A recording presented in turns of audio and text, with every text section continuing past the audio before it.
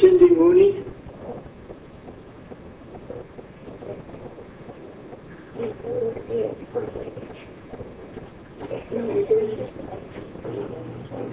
And please tell us your name, who you represent, which bill you're testifying on, or both, and your position on the bills. Yes. My name is Cindy Mooney. For these two bills, I'm actually representing the Texas Environmental Health Association, excuse me, where I serve as vice president and also the legislative chair. We are opposed to both bills, 1139 and 2084. I did have one quick question I wanted to address to Chair Colcourse concerning the committee change on 2084. Did it still just state that local health departments could not regulate? It says that the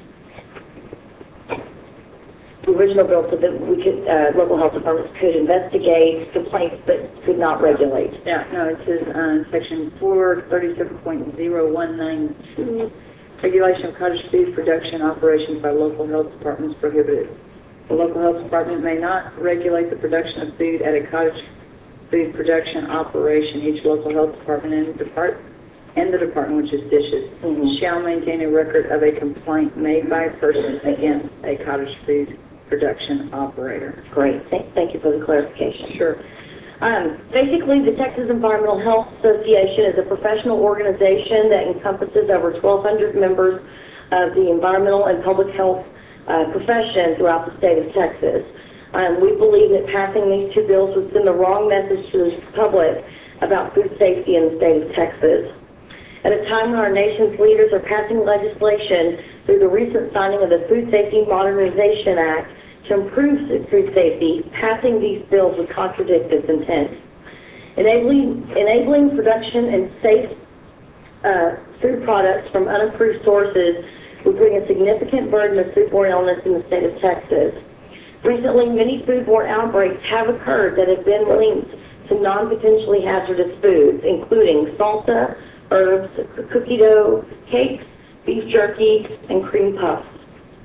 By allowing mass home production of food, minimal food training, and no routine inspections, there is no way to verify if foods are prepared in a hygienic manner.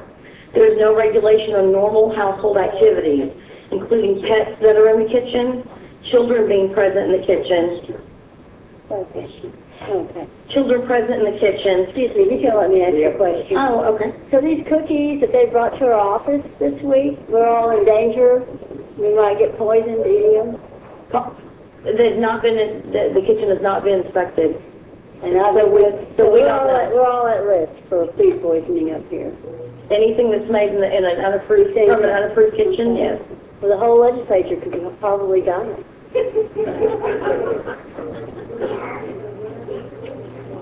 Please continue. Okay, thank you.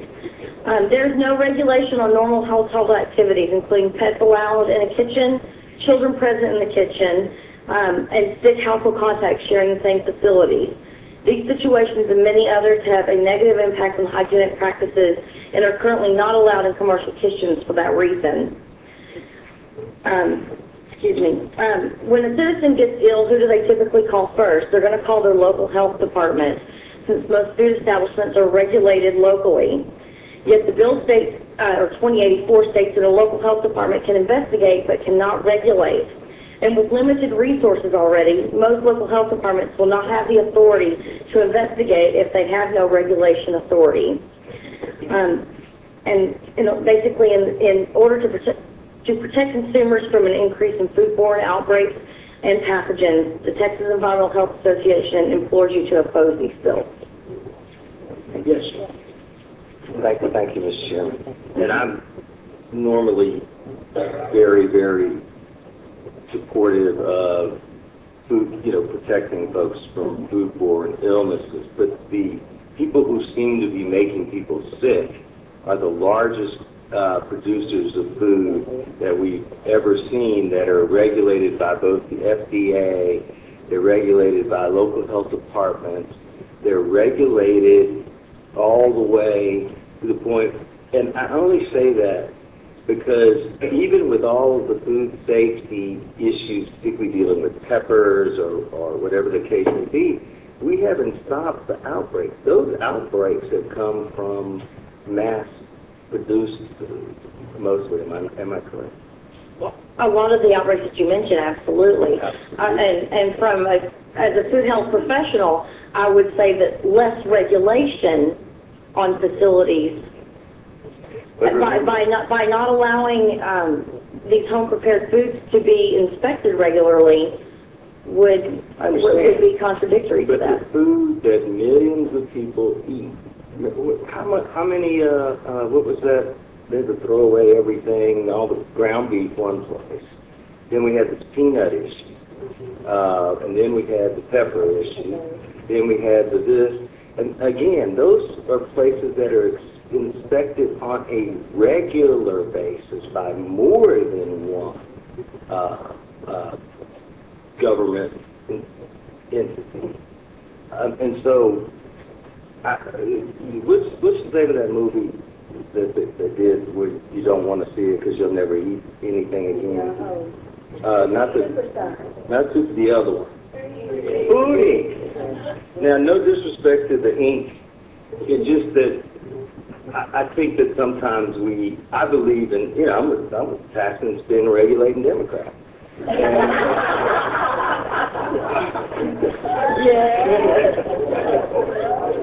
But I do believe that at some point, we just have to be a little realistic, and I've only posed those things because that's what I've seen, and it hasn't come much from small people doing things. It's come from large people who make, a lot of money, and are inspected regularly, and I just wanted to lay that. It's not have anything to do with you. I just wanted to lay that. But I appreciate all you do in the organization and everyone that does that. It's important. Thank you. Thank you, Representative Davis. And I don't know if you will be advised of this, but as an attorney, I start thinking about liability. And so I assume that most of these commercial kitchens would have liability coverage in case a product is put out, a consumer is harmed. Do you know if standard homeowners insurance policies would cover? I'm not an attorney, nor am I privy to that. Okay. Would a resource witness? Do you want a resource witness or do you want? Are there any other? Will you finish? Yes, sir. Thank you. Any other questions? Thank you very much. Thank you. Janet Lane.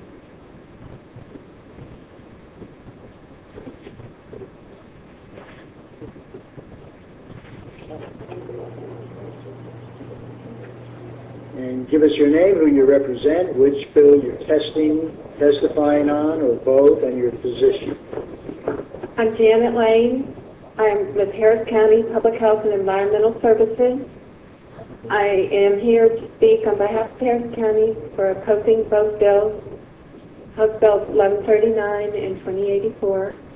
I am manager of the Food Safety Program. I have a master's degree in public health. I'm a registered sanitarian, and I have been an inspector and manager of food safety programs for 29 years. While Harris County recognizes the economic benefits to the small business industry for both bills, there are health risks that outweigh the benefits.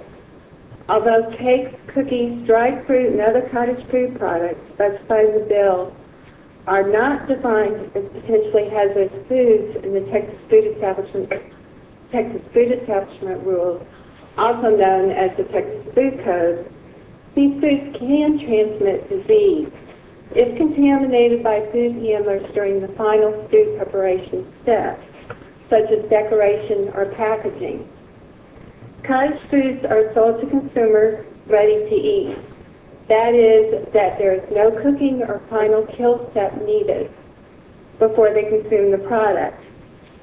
And therefore, without a final kill step, bacteria or viruses that may have been introduced during the final steps of preparation will not be destroyed. And it can take just a very few organisms or viruses or bacteria to cause a foodborne illness, such as hepatitis A or norovirus. And I'd like to continue along the thought of norovirus.